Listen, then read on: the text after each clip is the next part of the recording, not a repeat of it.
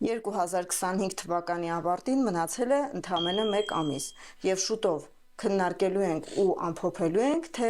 ինչ ձեռքբերումներ ունեցանք 2025-ին եւ ինչպիսի կորուստներ արձանագրվեցին, որտեղ թերացումներ ունեցանք եւ որտեղ շնորհակալությամբ բաց թողեցինք իրավիճակը։ Ողջույն, ես Սեդա Ավետիսյանն եմ, թվային հոգեբան։ Մարդու ծննդյան օր ամիս տարեթվի վերլուծության միջոցով տալիս եմ նրան իր կյանքի ճանապարհային քարտեզը։ Երբ մարդը ձեռքին ունենում է ճանապարհային քարտեզը, իր կյանքի ղեկը վերցնում է իր ձեռքը եւ ինքն է որոշում, թե որ ուղղությամբ պետք է նավարկել։ Եվ այսպես, եթե դուք հիմա գտնվում եք մի իրավիճակում, երբ ամեն ինչ խառնվել է իրար, գլխում քաոս է, գործերում քաոս է եւ դուք չգիտեք դեպի ուր շարժվել, իմացեք, որ դուք ակտիվացրել եք ձեր ծննդյան օրվա հակադարձ ծրագիրը, այն է բացասական դրսևորումը։